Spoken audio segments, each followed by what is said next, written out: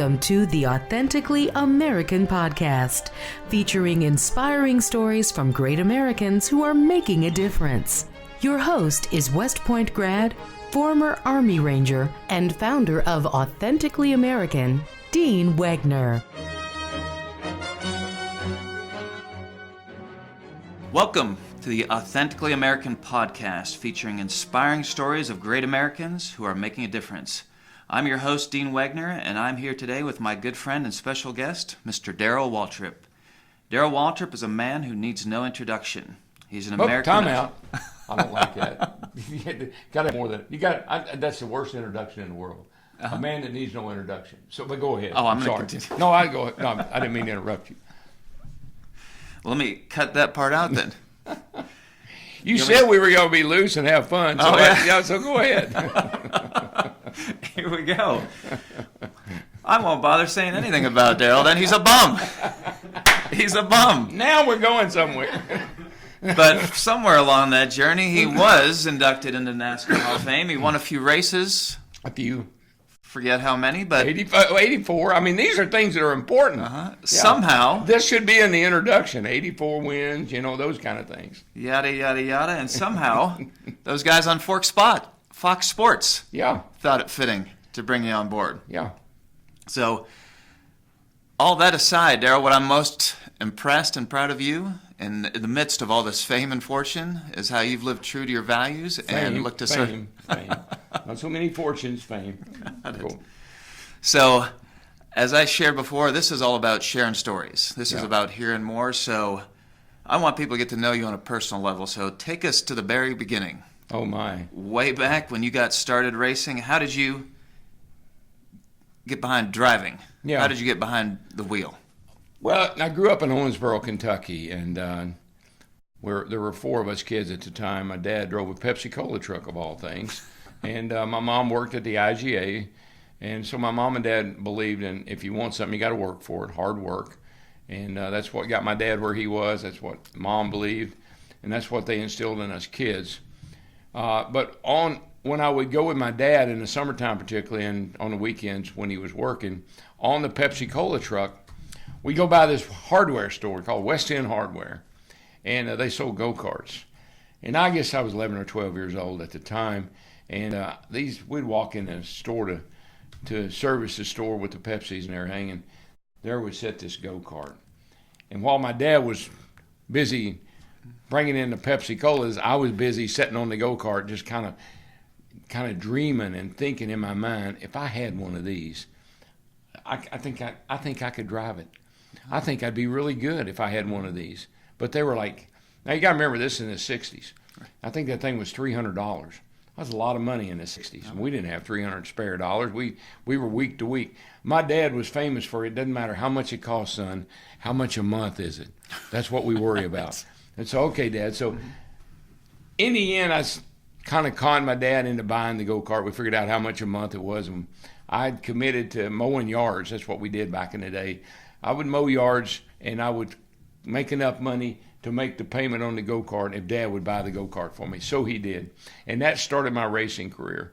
I'd gone to races with my grandmother when I was a little kid at 6, 7 years old, and sat in the grandstands and watched my hero at the time, G.C. Spencer. So as a kid, I grew up around racing.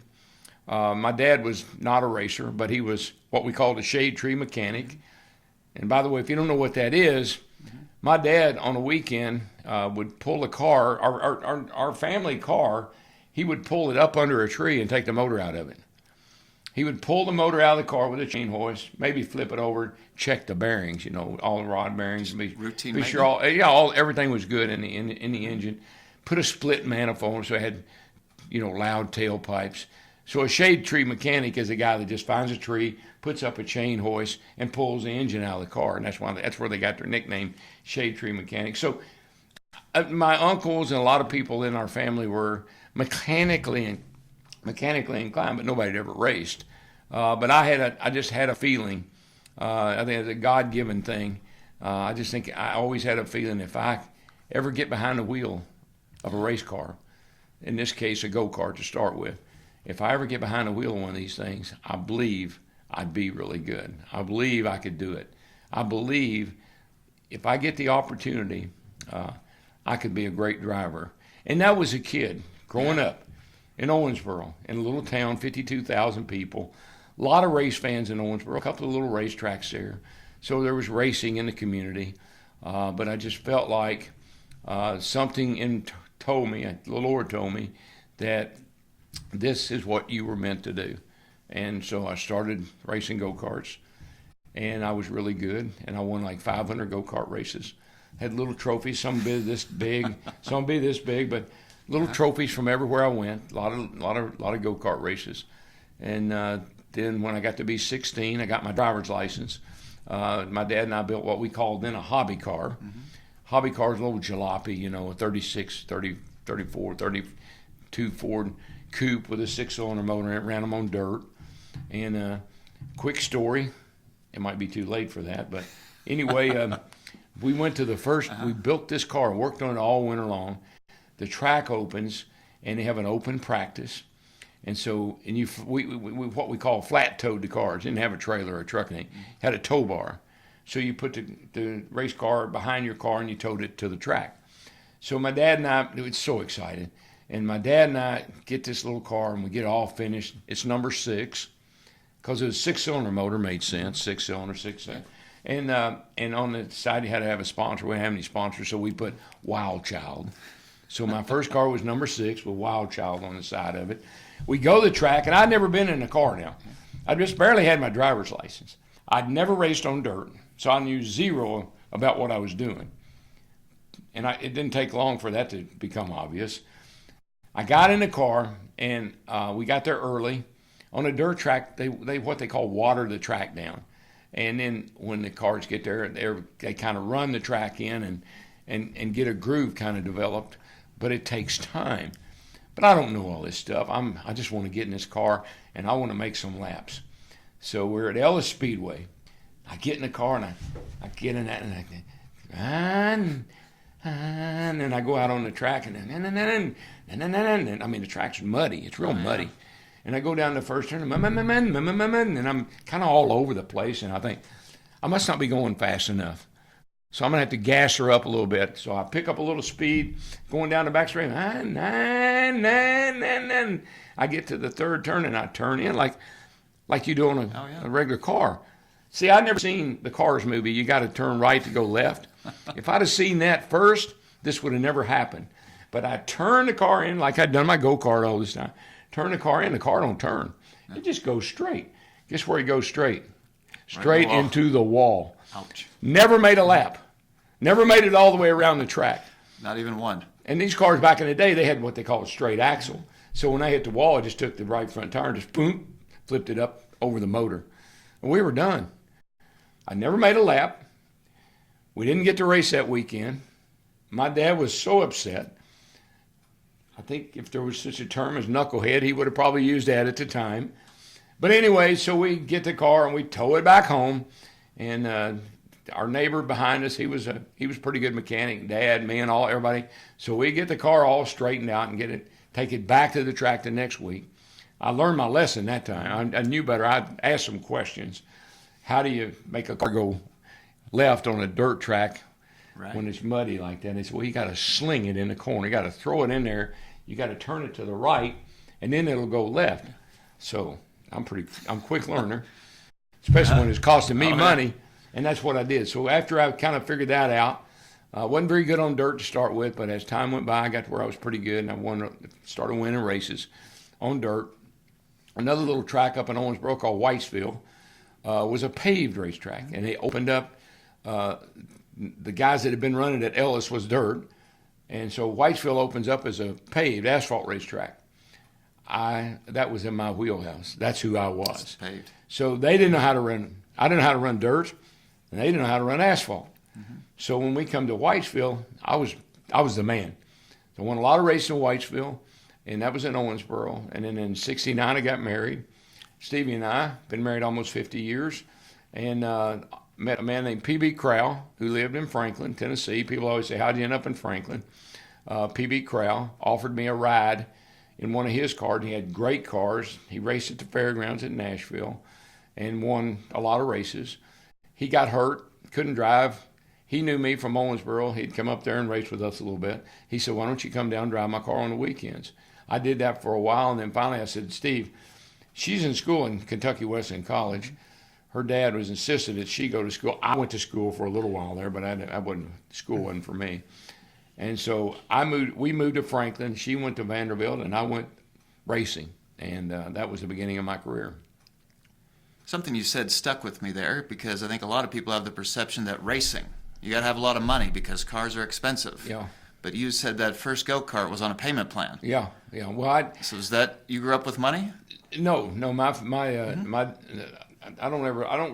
not bragging about this, but these are just facts. My dad had a 4th grade education, and he quit school to work, to provide, to help the family.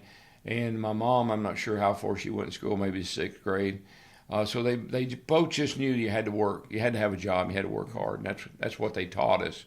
And what the other thing, my dad had a great personality. His name was Leroy, and everywhere that Leroy went, people loved him because he was funny, engaging, kind, considerate, understand. I mean, he was a cool guy to know, and he was so successful in Owensboro in the Pepsi Cola business that's actually how he retired from Pepsi Cola in 85 or 6, I think it was, with a great retirement plan and everything else, because his work ethic and who he was, and people in Owensboro, small town, they loved my dad. And so when Pepsi Cola built a big warehouse in Owensboro, they told Dad they wanted him to run it, and he ran it till the day he retired. So I learned a lot from my dad. I learned you had to be nice to people. If you're nice to people, normally they're nice to you. And I couldn't do racing on my own. We had the money. By this time there were 5 of us kids. Wow. My sister Carolyn, my brother Bobby, my sister Connie, and then Michael, my younger brother. By the way, my brother, not my son. They get a lot of times. Michael gets really upset. I don't really care, but Michael will check in a hotel or go somewhere and say, "Hey, man, your dad was in here a little while ago." And Michael said, "Didn't like that." I'm not sure about that. But anyway, so there were 5 of us kids living in a small house, and I knew that I couldn't make it in racing. It cost too much, expensive. But I had a natural talent. People, when I drove, they saw that and they wanted to help me, and that's how I got to where I was, where I've been. I mean, I couldn't have done it on my own. I didn't have the resources. All I had was a lot of talent, a lot of desire, a big dream, but no money. So when did you get that first big break into NASCAR? I always think that when I moved down here, that was a big deal for Stevie and I. Her mom and dad my mom and dad believed that I maybe could make it as a driver. Stevie's mom and dad, on the other hand, they weren't so sure. And so when I wanted to, we got married, hadn't been married long, and I wanted to move from Owensboro to Franklin. Stevie's mom and dad, they weren't real happy about that. And so that was a big move for us, to move that far south. You got to remember, back in the day, it took about 3 hours to drive from Owensboro to Nashville. It was a long way down here. And so you didn't want to make that trip every day. But I moved down here, and PB loved racing. He had driven. He was a driver. He had a company called Crowell & Reed Trucking Company. It's down on just on the entrance of Franklin there, Bridge Street, I think it is. And that's where his trucks were. That's where his shop was. That's where he kept his race cars. He got great race cars. He bought cars from Bobby Allison. Bobby built him cars. He and Bobby were great friends. And PB got hurt, and he wanted me to drive his cars at the fairgrounds, which was a huge step up for me. I did, and every time I drove the car, I won. And, of course, PB was a funny man. He would tell me, I'd say, "Man, they're having a big race over in Maryville, Tennessee. I'd sure like to go to it." "Well, go." He said, "You can go anywhere you want to. Only one thing. You better bring back the trophy." That's how he felt. He spent a lot of money, had nice cars, good engines, gave me what I needed. He believed in you. Only thing he told me is, if you can go anywhere you want to. Just bring back a trophy. Now, a few times I had to stop at a store or two and buy a trophy to bring back home. But that's beside the point. Right. No, he was that was a big break for me. And because of my dominance at the fairgrounds in Nashville at the time, you got to remember this in the 70s. So fairgrounds was a big deal in the 70s. One of the best premier short tracks in the country. They had 2 cup races there, 2 NASCAR cup races there every year. And that's where I got my first win, was in Nashville in 1975. And I told this story a couple of weeks ago, and it just had dawned on me. I'd forgotten about it. But I'll never forget, my dad he believed in me, but he was not so sure that I was ever going to make it as a race car driver, because that's a big step. Oh, yeah. And so he would not always be the most positive person in the world. I don't know why you want to keep doing this. You're just wasting your time. I don't know why you want to keep doing this. You don't have any money. I don't know why a kid from Owensboro thinks he's ever going to amount to anything. You just need to run these little short tracks around here and be happy. That was kind of the way my dad approached everything. So I'll never forget, in 1975, it's May, it's Mother's Day weekend, I won my first cup race. Wow. Now, that's a big deal. I always felt like if I was going to win a race, it'd probably be at the fairgrounds, because that was my track. That was my stomping grounds. That was my wheelhouse. So I won my first cup race in Nashville, 1975. Celebrating, everybody's happy. It's about the greatest day of my life, Oh, yeah. and it gets better. My dad comes up to me after the race, puts his arm around me. My dad never told me he loved me. I don't know if he ever told me he loved me until he got older, but I don't know if my dad ever told me he loved me. He put his arm around me and said, "Son, I got to admit I was wrong." He said, "You're a better man than me. Wow. I would have given up a long time ago. Congratulations. You did it." That was huge. I can't even imagine. For my dad and for me. And so we went, my dad and mom went to all the races with us, and then eventually Stevie's mom and dad, they went to a lot of races with us, and everybody became a fan. And everybody felt like, given the opportunity, that I could be successful. Yeah. And so we all, Stevie's mom and dad, everybody did all they could to help me get to where I needed to go. So I couldn't, family, I don't care what you're doing. If you don't have your family behind you and you don't have the support of your family, you might be able to do it, but it's going to be pretty difficult. The love and the care and the support you get from your family is what keeps you going in those really dark, bad, lonely times when you wreck on the first lap. That story with your dad really resonates with me, because I think my dad was in the same mold. Yeah. Man of very few words, but when he used them, they were powerful. Oh, yeah. And, graduating from West Point. Yeah. I don't remember him saying too much, but just the smile and look and pride, and my son did it. Yeah. And he wasn't sure. Yeah. If I was going to make it. Yeah. Well, see, my dad thought you could get a whole lot more out of a mule kicking it in the ass than you could patting it on the back, and so that was his theory. And then when I won that race, that was my car. My team, my guys, me, we all built that car over in Charlotte, over in Harrisburg, where my shop was. Built that car. Ray Fox Jr. built that engine. My pit crew, it was my deal. It wasn't like I drove for somebody else. I think when Dad saw that all come together and how excited everybody was, I think he bought into it, and he was into it till the day he died. What a great story. And I think he may not have expressed the words, but just hearing early on that he was committing financially when there was not a lot there. Oh, yeah. Well, he was Dad was okay with it. Mom, on the other hand, not so much. I'll never forget, we lived in 648 Greenbrier Street, 684-1073. That's the phone number.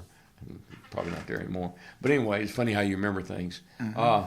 But I'll never forget, we were working on the go-kart one time, and we had the engine apart. And go-kart engines aren't very big, and lawnmower engines. So we needed a place to work on the engine because the garage wasn't heated. It was kind of cold, and it was wintertime. So we took the go-kart engine into the kitchen and put some newspaper down on the kitchen table and disassembled the engine in the kitchen. Mom wasn't there, by the way. And so we got this engine all torn apart on the kitchen table, and we needed a place to wash some parts. So we were washing parts in Mom's kitchen sink. Uh-oh. And she came home from work. Uh-oh. And she was not happy with It's her kitchen. Dad and I. And the funny thing was, I'll never forget, we had I forget what we dropped, but we dropped something on the floor, and it put a big divot, like a chip out of the terrazzo on the floor, or on the water tile or whatever it was. And that, Dad was going to fix that. Mom said, no, I want y'all to leave that there. Mm-hmm. So every time you think about bringing an engine into my kitchen, that little divot will remind you, don't do that. Turn around and go back the other way. Go back to the garage. We've mentioned Stevie a few times, and we've enjoyed getting to know each other, DW, and a lot of things we have in common. One of them, sounds like each of us married up. Oh, yeah. My wife, Kelly. So tell us the story how you and Stevie met. Well, it's the darndest thing. We lived on opposite sides of town, so we had nothing in common. Mm-hmm. She was a beautiful redhead. I knew her sister, Carol, but I didn't know Stevie that well because she's much younger than me. She's 3 years younger than I am. So, I'm an older guy and she's a younger girl. But anyway, we went to the same high school together, but we went to the same high school. We just didn't go there at the same time. And so our paths would cross every now and then. I'd see her out at, one of my PD Spotlight Inn, place where I like to eat lunch, her and her mom or her and her sister. And she'd gone away to boarding school, the Holton Arms in Washington. And so she'd been out of town for a while. And I was working at Don Moore Chevrolet, and I was their high performance expert. Mm-hmm. And that meant I got to drive a lot of really fast cars. And so I was in there one day playing shuffleboard and with my buddies. It was on a Friday, and I'd just gotten paid, and so I had a good week. I made some money. And Stevie and her mom came in. They sat on one side, and his shuffleboard's on the other side. And me and my rowdy friends are over there playing shuffleboard. And I walk around and ask Petey to get me a beer or Pepsi or what, I don't remember. And I saw Stevie and her mom. And her mom was a beautiful lady from Boston. And her and Stevie were having lunch. And we made eye contact. And so I went over and I said, you're Carol's sister Stevie, right? She said, yeah. I said, haven't seen you around much. Well, I've been away at school and I'm back home now. Oh, wow, cool. So I went back, played a little show. I come back and they were getting ready to leave. I said, hey, like go to a movie sometime? Just casually, Uh-huh. Yeah, call me. Gave me her phone number. And so eventually I called her, and eventually we went out, and eventually we got married. So, but not, her mom and dad were not excited, to say the least, about her marrying a race car driver. And that's what I'll never forget. So I asked Stevie, would she marry me? She said, I will, under one circumstance. You've got to ask my dad. Right. And Mr. Rader was a big man. He's from Texas. He's about 6'5", kinky hair, kind of smoked a cigarette, and I wouldn't say the most friendliest man I ever met at the time. It's intimidating, it sounds like. Yeah, so I said, all right, I'll do it. I'll ask your dad. Well, I didn't know Mr. Rader had a trimmer. I don't know if you know what trimmers are or not, but it makes your head bob. Okay. And so I don't know this. Mm-hmm. So I go out to their house on a Friday night before we go out on a date, and I asked Mr. Rader, could I talk to him? And he said, oh, you want to talk to me? Had a cigarette, and I said, yes, sir. If you don't mind, I'd like to talk to you for a minute. Come into the den. So we go in the den. He sits down in his big leather chair, and I'm sitting on the couch, and he's puffing on a cigarette. And I said, been going with Stevie for a while, and gotten kind of serious, and I'd like to ask your blessings to marry her. And he looked at me, and his head started, that tremor kick, when you get nervous or upset, that tremor would kick in. Uh-oh. And he started shaking his head no. I mean, that's the way it goes. And I thought, damn. Uh-oh. I mean, he hadn't even responded yet, and he's already shaking his head no. Anyway, he's not, he says, young man, let me tell you, if that's what my daughter wants, then that's what my daughter, then I'm not going to stop you, but I'm not going to bless it. Wow. I said, well, we've talked about it, and I said, I think that's what we're going to do. And he said, fine, if she's old enough, she's 18 years old, she can do what she wants to. He said, but just know I'm not going to give you my blessing.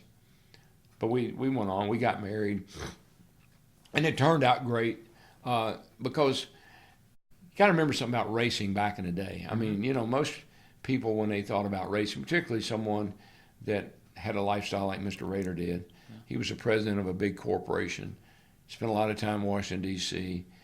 Stevie's mom went to Tufts. She was born in Boston. So they have a different lifestyle than I have. I lived on the poor side of town, and like I said, she lived in Stone Creek Park. So two totally different lifestyles. But we loved each other, and we cared about each other, and we wanted to get married. And so we did. And it was a little rough to start with. Christmas dinners, Thanksgiving dinners, they weren't always the most enjoyable time of my life. I went to a cocktail party, which they had a lot of them, I'll never forget, and it was so embarrassing. So I'm there, and it's right after we got married. I'm at a cocktail party, and we're at the Raiders' house. A lot of these important people from Owensboro with all, at the dinner party, and they go by with a bowl of pistachios. Oh, I love nuts, Would you like some nuts, sir? Oh, yes, I'd take some. I got me a handful and shook them in my hand, popped those babies in my mouth. I said, something's not right here. I didn't know you had to open them up and take the little pistachio. So that was, excuse me, that was rather embarrassing. And I had other embarrassing moments like that. There are a lot of things that they ate that I'd never eaten. There's a lot of things they did that I'd never done. But if it hadn't been for my father-in-law and our relationship and the things I learned from him and the things that he taught me and the friendship that we had, it would have been very difficult. At what point, or was there a turning point where there was. You won him over? There was. So it's always about, my whole life evolves around racing. It always has. I went to a race in Salem, Indiana, and Salem to High Bank half mile, similar to Nashville. And some friends, Mr. Raiders, were going to that race. It's a couple hours from Owensboro. And they asked Mr. Rader if he'd like to go, because he's a big race fan. He had worked in the pits in Indy, so he was one of the stewards in the pits in Indy, and he and Mr. Elmer, the chairman of Texas Gas, they were huge race fans. And they asked Mr. Rader would he like to go to the race in Salem with them. He said, "No, I don't really think so." "Well, your son-in-law is going to be racing." "Well, I might go. I might go." So sure enough, he goes. And sure enough, lo and behold, I win the race. Now, he's in the grandstand. Stevie and I don't even know he's there. We hadn't talked to her mom, and we didn't know he'd come with his friends. And so he's in the grandstand. I win the race. And in Salem, they don't have a victory circle. You just stop on the racetrack at the start and finish line, and that's where they do the celebration. And so here I am standing on the front straightaway with my trophy and Stevie and all that's going on around us. And Mr. Rader's in the grandstand telling his buddies, "Hey, that's my son-in-law. That's my daughter." And that turned things around because he saw me race. He saw me win, and he had an eye. He had a pretty good eye for talent, and so he knew I was pretty good at what I'd chosen a good profession for me. And from that point on, they became very, very helpful. I could have never accomplished anything that I've accomplished had it been for Stevie's dad, her mom, and that family. So you'd mentioned winning in that race, DW, and these are some of the numbers that now you alluded to. See, this is what I was talking about, introduction. You got to get to Is this a typo, or is it really 84 races you won? Yeah. And there were 390 or more top tens? Yeah, a lot of top tens. So is there one over all those years just stands out and say, you know what, this was the one that really... Yeah, I don't really like to... people ask me that all the time, and I think it's the sum of all the parts. When you get to this point in your life, getting in the Hall of Fame, I mean, that's a big deal. Okay. That's the icing on the cake. Certainly that first win in 75 in Nashville with my grandmother, who took me to races when I was a kid, 6 years old, she was there with my grandfather. Michael, my little brother, he's about 12, 14 at the time. He's there. Mom and Dad, Stevie, my crew. I mean, it's a really cool picture. I look at it quite often.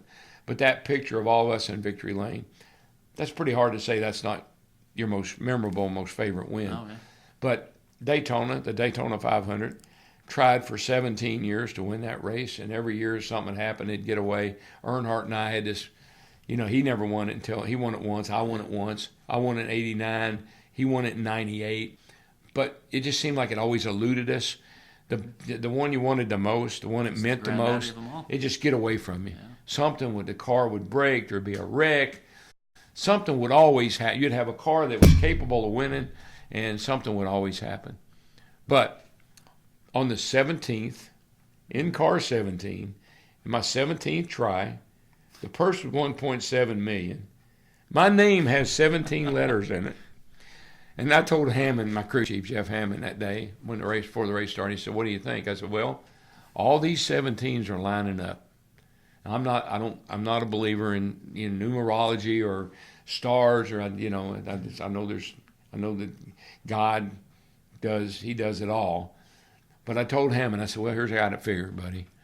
We're either going to finish first, or we're going to finish 17th. I'm not sure which one yet." So, but it turned out that day we won that race, and that was a big deal. I won 7 races in a row at Bristol, Tennessee, and you asked any driver today, past, present, future, what's the toughest track that we go to, and every one of them to a man would probably say Bristol. 500 laps is probably the most grueling race that you can run. And I won 7 races in a row there. For 3.5 years, I'd only won a race there. And I won 12. I had the most wins at that track. So obviously that's one of my favorite tracks. I had a motto. I always said, "Follow me in Tennessee." And so I had to make that stick. I had 12 wins at the fairgrounds in Nashville. I like short tracks. I like the small racetracks. That's what I grew up on. When I moved to Nashville, the fairgrounds, Salem, Indianapolis Raceway Park, Huntsville, Alabama, Birmingham, Mobile. I raced 5 nights a week when I started. I'd race Thursday night in Huntsville, same car, same everything. Maybe change the tires or something for whatever track. But I'd run Thursday in Huntsville, Friday in Birmingham, Saturday night in Nashville, and Sunday night in Owensboro. And if there was a special event somewhere on Sunday afternoon that I could get to, I'd run Sunday afternoon in time to make it down to Owensboro to run Sunday night. So, I believed in quantity, not so much in quality. But if I could make a little bit here and a little bit there, it all mounted up. It's like stacking pennies. But it was just fun at the time. It was just a lot of times it'd just be Stevie and I, and we had a little brown dog. His name was Charlie Brown. And the 3 of us would load up in the tow truck, and we'd go racing. And I'd get to a track and I'd get somebody to help me. A lot of the races were 30 lappers, a few 100 lappers here and there, but most of the time it was show up, unload and race, load up and go to the next race, or load up and go home. So you didn't have to have a big crew. Right. You didn't have to have a lot of spare parts. You run the same car, same motor, most times same tires. Maybe have to change the tires a little bit. But it was pretty easy to do by yourself. And we did that a lot. Stevie and I did. She was my pit crew. Yeah. Let's shift gears real quick, because when people heard, Darrell, that you had invested in Authentically American and were a partner and a friend, what I heard continuously is, "What a good guy." Yeah. DW is such a good guy. I thought you were talking about you. DW is, my wife would say, right. Great guy.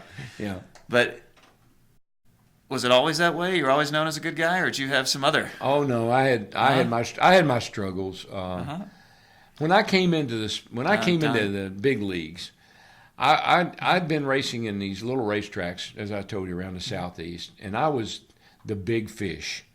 I mean, when I showed up, they said, "Oh crap, we're going to run second tonight." That was just I was that kind of driver. I had that kind of car. So if I went to Huntsville, everybody said, "Well, who's going to run second tonight?" If I went to Salem, who's going to run second today? Because that's how dominant I kind of was at that time. And so I was a big fish in the pond. I go to Nascar, I go to Cup, I go to the top of the food chain, and all of a sudden nobody even knows I'm there or cares that I'm there.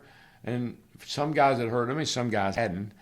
And so I wasn't happy about that. And I thought I was, Richard Petty and David Pearson, Allison, Baker, all those guys, I'm as good as they are. Yeah. I can outdrive them, but I didn't have the car at the time. Mm-hmm. And so one thing I noticed, and I always was PR oriented. I learned that in Nashville. Joe Carver, who was the PR director at the fairgrounds, Hope Hines and Joe and I, we do a little TV show every Saturday morning on Channel 5 called Pit Stop. Mm-hmm. And so I'd kind of been exposed to the media. I knew about TV, and there wasn't a lot of TV at the time. Most of it was just print media. Mm-hmm. But I knew how to kind of use, I don't know if use is a good word or not, but work with those people to get what I needed. And so I noticed when I first started in the Cup, if you said something derogatory about Richard Petty, that got in the paper. Rookie Daryl Waltrip said Richard Petty needs to get his prescription windshield changed. I thought it was funny. I thought it was hilarious. I still think it's funny. But he didn't think it was so funny because he was the king. Right. And so I noticed in, Cale Yarborough, I created the Cale scale. And so I was ribbing those guys all the time. And I was getting, by virtue of doing that, I was getting a lot of recognition. Mm-hmm. And everybody said I talked too much. I said, no. I didn't talk too much. Those guys didn't talk at all. Yeah. I mean, if you went to ask them before or after the race, how'd your day go? Well, went good. So how'd your car run? Car run good. Crew good, yeah. Boring. I mean, they just didn't didn't elaborate. Uh-huh. Me, on the other hand, you asked me one question, you stand back because I got probably about a 30-minute answer for you. Well, sounds like Cale also thought of you as the big fish, because didn't he have an affectionate nickname for you? Cale nicknamed me Jaws. Dun, dun. And Cale and I, what was funny, dun. yeah, I love that. Dun, dun, dun. Here he comes.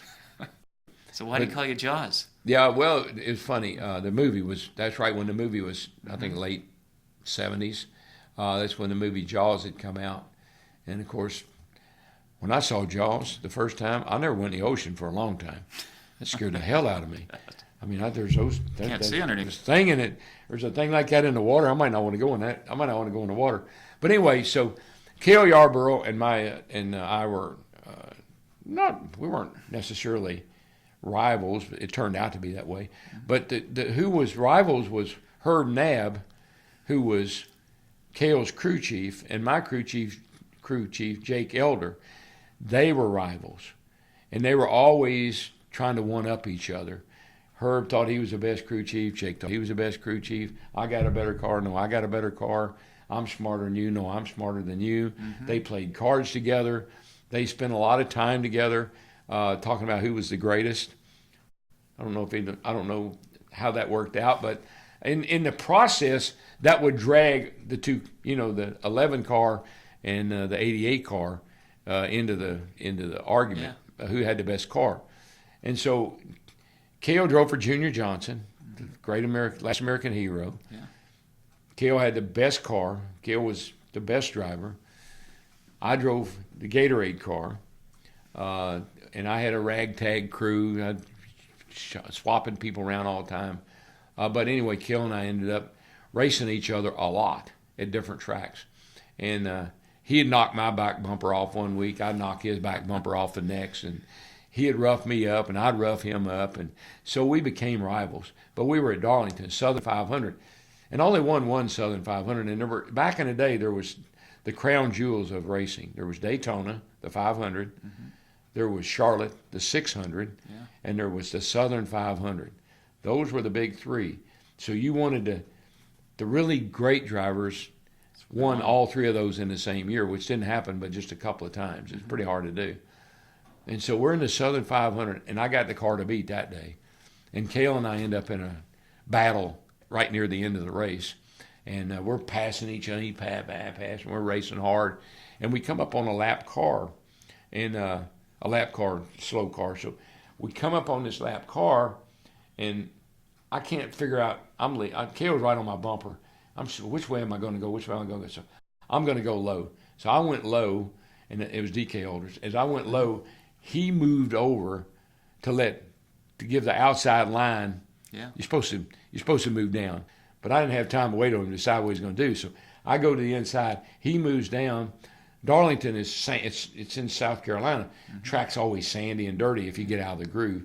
So I get down in the sand and dirt again on my hot tires, and so when I come back up, try to get back up in the racing groove, get back up in front of Cale, I don't quite have Cale's here, and I don't quite have enough room to get in, and I clipped him.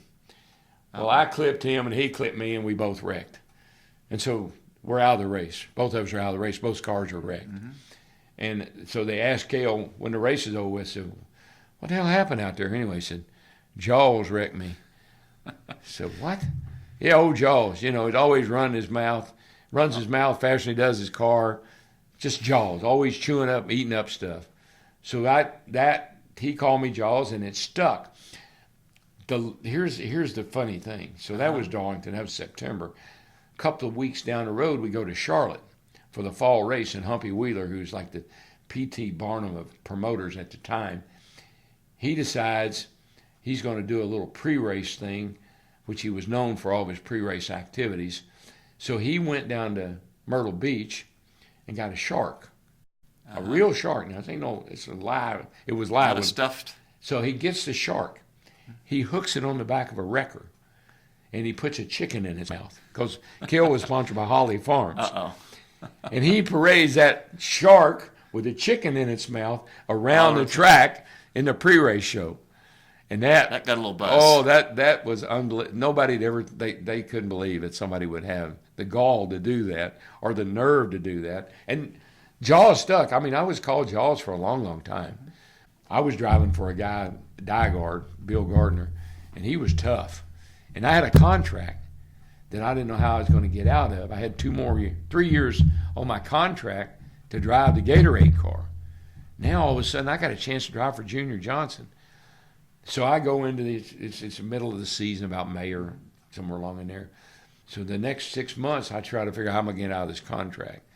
Well, long story short, I ended up having to pay Gardner $300,000, $100,000 for each year that was on my contract to get out of that contract so I could go drive the 11 car. But I always thought it was teammates. It was an investment. Yeah. No, Cale left. Okay. He went to drive for MC Anderson. Okay. And Cale liked to make money, and MC offered him a lot more money. And I always remember what Junior told me. We're negotiating our deal. We're in a little dark room in North Wilkesboro. Old attorney that's got a typewriter. That's how he typed. One of those old-timey typewriters, you know, and that's how he'd make out. So Ed Sill and I are there, and we're trying to negotiate a deal to drive Junior's car. And so this old guy, he goes in the back room, you can hear him type out, change in the contract, come back out and give it to Junior. So he did. And I'll never forget, we're at a table with Junior in a dark room, big old long table. Junior and this old attorney sitting on one side of the table. Me and Ed. Ed's a hot shot from Boston, you know, went to Harvard, and he's a smart guy.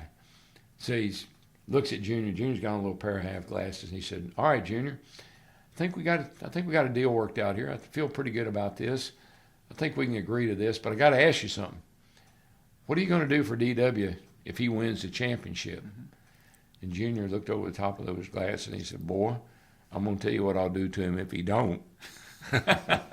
Turn the tables there. That was how Junior, that's the way he was. But, yeah, Cale went on to drive for MC Anderson, and I went on to drive for Junior. And it was the best move I ever made in my life. It was 6 years, won 3 championships. The first year, 81, 82, won 24 races, 2 championships, 18 poles, the Bud Shootout. It's back to that, like I was in the beginning, where when we showed up, who's going to run second? Yeah. People had shirts that said anybody but Waltrip. It was the greatest time of my life. It was fun. So I was there for 6 years, won 3 championships, and I think I won 40-some races driving that 11 car. It was a good time. Let's shift gears to post-NASCAR. How did you decide broadcasting? Well, get into that world. Yeah, I wouldn't say that was my decision. That wasn't necessarily what I wanted to do. I was 52, I think. somewhere in that range. And my career had kind of taken a turn. I'd been on top for a long time, and all of a sudden things kind of slowed down. I didn't win races, and it got harder and harder to be a successful driver. The team I was with in 99 and 2000 was not the greatest team I'd ever been on. I had, in my little mind, I'd always been able to carry a car. If you get me close, I can do the rest. Yeah. But it got too difficult to where I didn't have that kind of. I couldn't do it anymore. I couldn't do it by myself. I'd done it by myself for a long time. Give me a pretty good car and I'll get you a win. Give me a great car and I'll lap the field.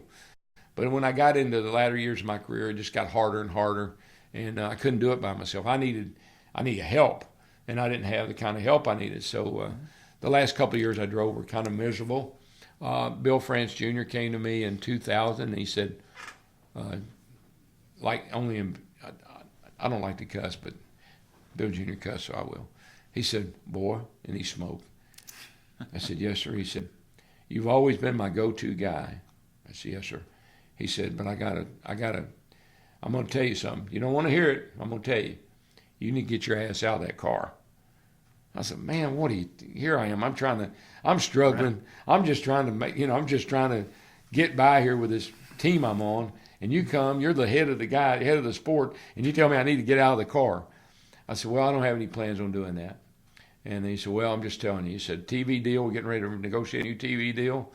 You need to be a part of that." I said, "All right." Well, that was early in 2000. And then I met a guy named David Hill. And David Hill was the president of Fox Sports. And David Hill insisted that I retire from driving and do TV. And David was very convincing. Mm-hmm. And he brought me a contract. And I had an idea in my mind about what I wanted to make, which was a lot more than I probably should have made, but I had this idea in my mind, that's what I need to make. And he brought me a contract, laid on the table just like that. He said, "Take a look at this and tell me what you think." Well, first thing I noticed was exactly what I wanted was what he had offered me. Wow. And so that turned out, he and I became great friends, and I signed a deal to go to work for Fox Sports in 2001. They gave me free reign. I hired every person. They would come to me, David Hill and Ed Gorin would come to me, and they'd say, "What do you think about this?" "Nope, don't like that guy." "What about this guy?" "Nope, don't like that guy." "I like this guy, this guy, this guy, and this guy." "All right." I said, "We'll hire." Larry McReynolds was working. He was crew chief at Childress's for Mike Skinner. And Larry and I had done a couple of races together, Saturday races, and good chemistry, worked well together. Mike Joy, good chemistry, worked well together. That was who I wanted to work with, Mike Joy, me, and Larry McReynolds. And that's the team we put together. Pit road reporters. I wanted Steve Burns. Steve was one of my best friends. Matt Yoakum. I don't even remember who else, but there were just I had this all-star lineup, and they hired every one of them. And so that's how we started off in the TV deal. But I wouldn't necessarily say it was what I wanted to do, but after I signed the deal and realized that it's going to be a lot of fun and better than I thought, probably a lot. I'm a team guy. I like being on a team, and this is a dream team, and this could turn out to be something really good, and it did. It turned out to be awesome. And the first race was 2001, Daytona 500. And, of course, if you're a race fan, that's about all I have to say, because that's when Dale got killed. And that was our very first race. We were in the booth, and I'd done some Saturday races. Larry had done some Saturday races. We'd done some other minor races, but we'd never been to the Super Bowl. Yeah. And the Daytona 500 is the Super Bowl. And so here we are, and it's the best. It was a great race. I mean, there was action, there was wrecks, there was something. I mean, it was easy to do because I'm excited. I'm just off the track. I know what it's like. I know what it feels like. I know what these guys are going through. And Mike was our great leader. He'd been doing TV his whole life, so he would lead us. And Larry and I just fill in the blanks, and we were having a ball. My brother's driving for Earnhardt, driving the 15 car, Napa car. Dale Jr.'s in the 8 Bud car. Dale's back there in the 3 Goodwrench car. And it comes down the end of the day, and my brother had never won a race. And it comes down the end of the day of the Daytona 500 after all the wrecks and the dust and smoke had cleared. And it's going to be a shootout between Michael, Dale Jr., and Dale Sr. That's the way the race is going to end up. And sure enough, and I'll never forget, I mean, I was a nervous wreck. I was about to throw up. Michael comes by and there's 5 to go, and he's leading, and Dale Jr.'s right on his back bumper. And Senior's back there in 3rd block, and everybody keep getting up to him. Sterling over here, Schrader over here, and Ward Burton. I mean, he was running people all over the track. And I'll never forget, I poked Larry, and I said, we're at break. I said, Larry, if Dale doesn't quit doing that, somebody's going to wreck him. Because he keeps cutting people off like that. They're going to run over. You're going to get him. Yeah. And then we come back, and more action. White flags in the air. Here's Michael leading the race. I said, well, they're all going to pass him on the last lap. Because he never won a race. 400 and some race he hadn't won. They're all going to pass him on the last lap. Lo and behold, they come off turn 2 and go down the back, and Michael's holding his own. Dale Jr. right there. Senior's back here blocking everybody. And they get to the 3rd turn, and by the time they get to the 3rd turn, it's going to take a miracle for Dale Jr. to get by him. I don't even think he's going to try. And they come off turn 4, and Michael's leading, and he's going to win the Daytona 500, biggest race we have. Right. And Dale Sr., I see that black car. I'm watching Michael. I see that black car get loose and go up the track and hit the wall. Well, I'm watching the cars come to the line because, oh, yeah, that's a wreck. And I'm watching the car, and Michael wins. Yeah, I'm so excited about him winning. And then we go to a break, and on the break we go to a replay of what happened. I said, oh, no, this is not good. And Mike and Larry said, what do you mean it's not good? It'd be all right. It just spun out, hit the wall. You know, Dale, he'll be fine. I said, I'm telling you, it looks serious. Saw it. They thought I was overreacting. But I could just tell by the way the car turned, went up, hit the wall. We didn't have safer barriers. It was just a concrete wall, head on. When you hit like that, and Schrader hit, I mean, it was kind of the perfect storm. Dale hits the wall this way, and Schrader hits him this way. Bam, bam, broke his neck, killed him. And that's how we started. Wow. Fox Sports, covering NASCAR. First race, big race. My brother wins, and Dale gets killed. That was an unbelievable day. Can't even imagine the range of emotions. It was from pure jubilation jubilation with your brother. One minute I'm going to Victory Lane to celebrate with my brother, and the next minute I'm on my way to the hospital to see. First of all, I couldn't believe it, and I didn't go because I wanted to go because Dale and I we'd known each other. Our careers, we grew up in the sport together, and his grandfather or his father-in-law was my best friend, and Brenda, Dale's wife, and I'd seen Kelly and Dale Jr. and I'd seen them grow up as little kids, and here they are racing, and my brother, and it's just a big conglomeration of emotions going every which way, and I went to the hospital, and it was just an unbelievable experience. Went on. There were things that happened in the hospital I don't remember. I don't know why. I can't remember everything that happened that day, but I just remember going there and how devastating it was.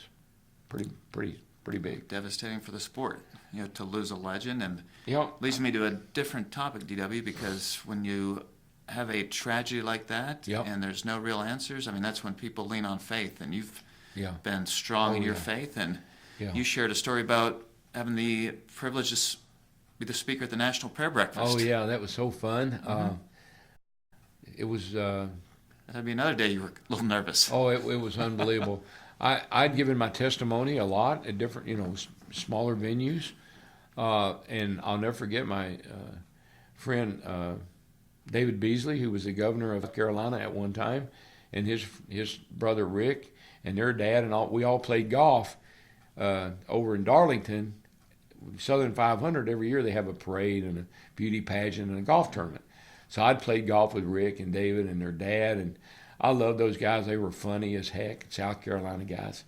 And David called me. He was the head of the committee to find someone to speak at the National Prayer Breakfast. And I'll never forget, he called me, and he said, Beasley, I said, hey, buddy, how's Rick? Everybody, yeah, good.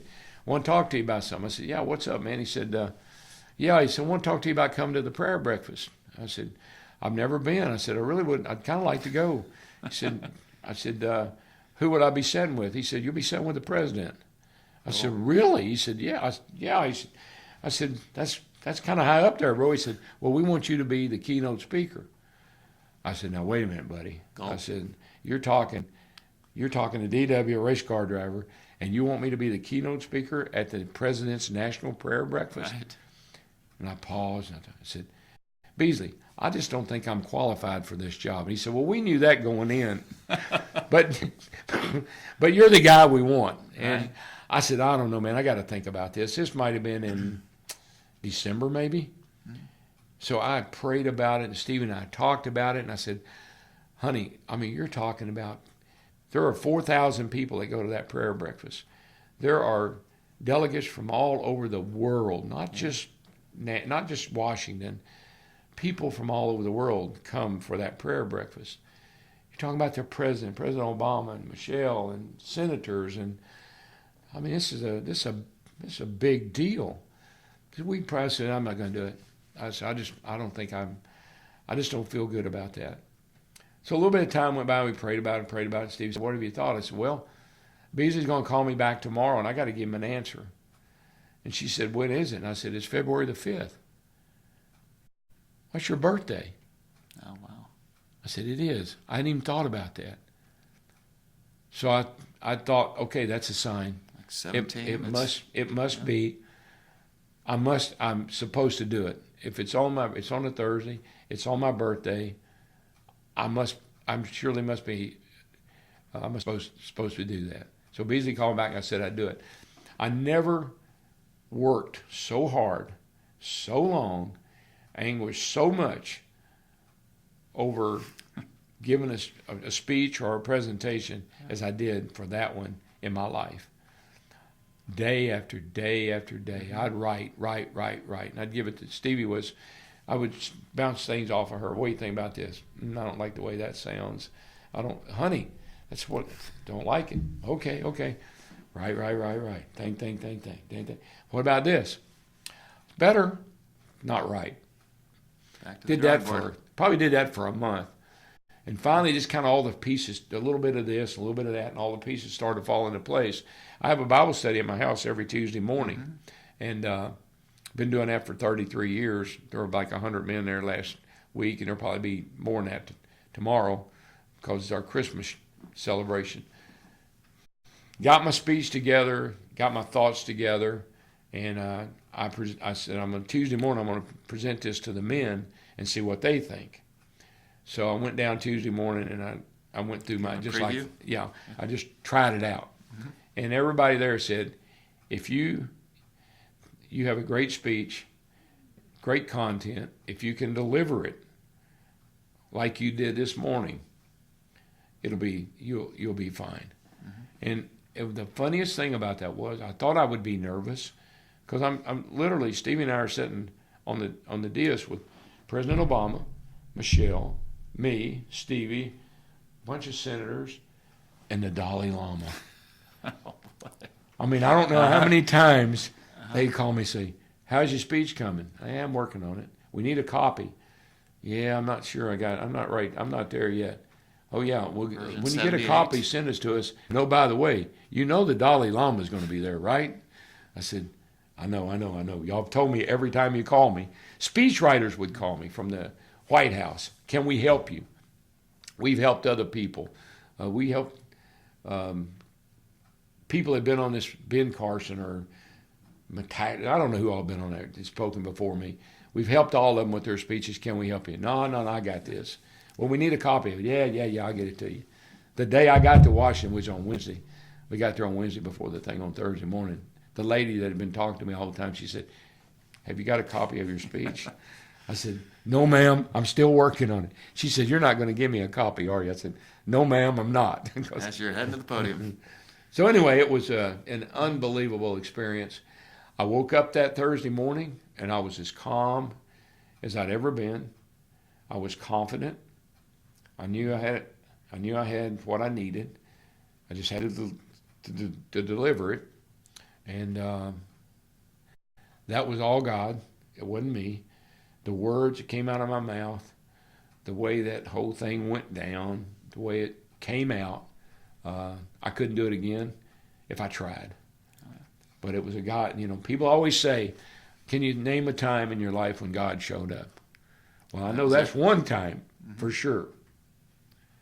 What I also heard, DW, is not only was God there, but for the month before that, as Stevie was there, giving those revisions, as your fellow brothers, giving you that feedback on Tuesday. Yeah, when you're going to go do something like that, that's in the National Archives. Oh yeah. If you want to watch it, you just go to. That goes all over the world, so it's not like it's a speech you give to a bunch of guys down here at the Bridgestone Arena, or that you give at a church or somewhere. It's a big deal, and it was bigger than I even realized. But after it was over with, and they told me all that, the things that they did with it, I thought, glad it turned out well. But yeah, Stevie's, look, I always give Dr. Cooper, 83 in Hillsborough High School, get on our knees, July, hot, sweating, pray that God will forgive me of my terrible things I've done and be my Lord and Savior and come into my life. And I always give Dr. Cooper credit for that, and he did. He oversaw that whole thing. But my wife, probably from not too long after we were married until today, biggest cheerleader, always never doubted me, always supported me, always encouraged me. Don't give up. May not be like you want it, but we'll make it better. She's been by my side the whole time, and I would probably never have been as successful. I certainly don't think I'd have been as devoted Christian as I am if it hadn't been for her faith, and the way she kind of mentored me through all those tough years. She stood by you. Oh yeah. Well, our marriage started off shaky, and but today it's as solid as a rock, and it's good. We'll be married 50 years in September. That's huge milestone. Or in August. I'm sorry, August 15th. It's amazing to hear the story about the National Prayer Breakfast and put it in context how big that is. Yeah, well, the cool thing about that prayer breakfast is that Stevie was there, sitting on stage with me, but both my daughters and their husbands were there too. They were in the audience.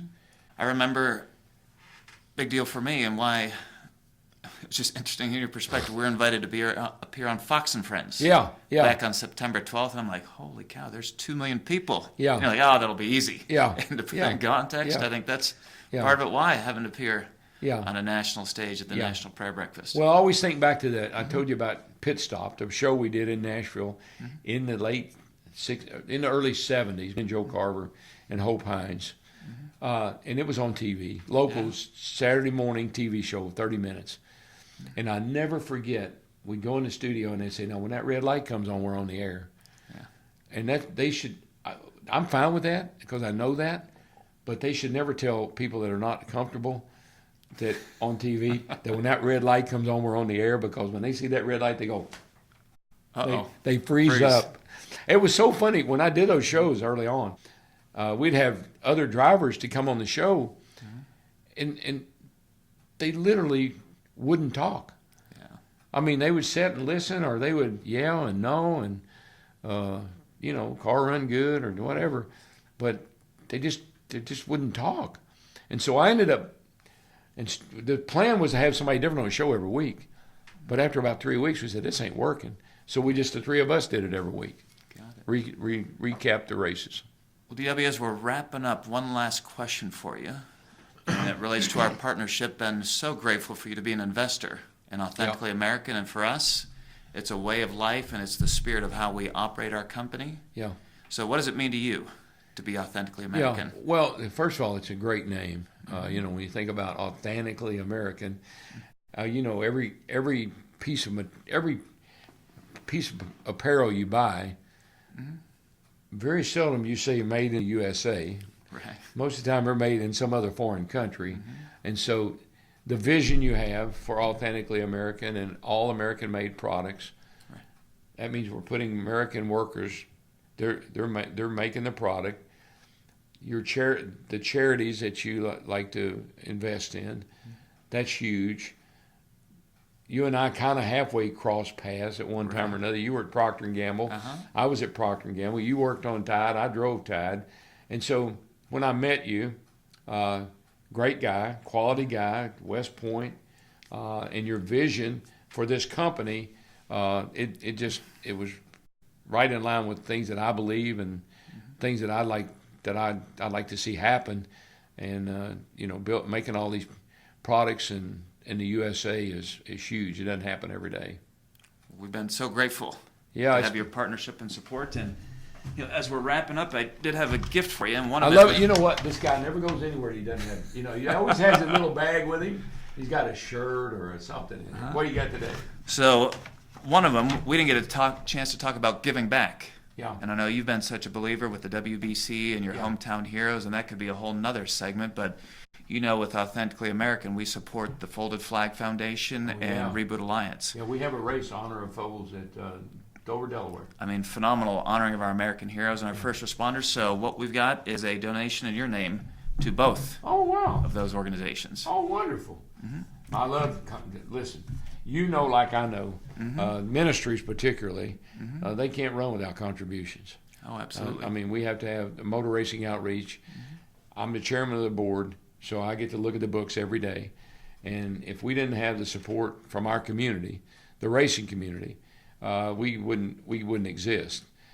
Because our ministry is, whether it's in a church that has a steeple or whether it's at the track in a tent, it takes money to keep that going and keep that ministry on the road. And so I love contribution. People have a heart for that. Absolutely. So we'll make one to both Folded Flag and Reboot in your honor. Yes, sir. But the other one, I don't know if you remember this, I was mad at you because you weren't wearing, like I am, your Authentically American socks. You said, Dean, I only have one pair.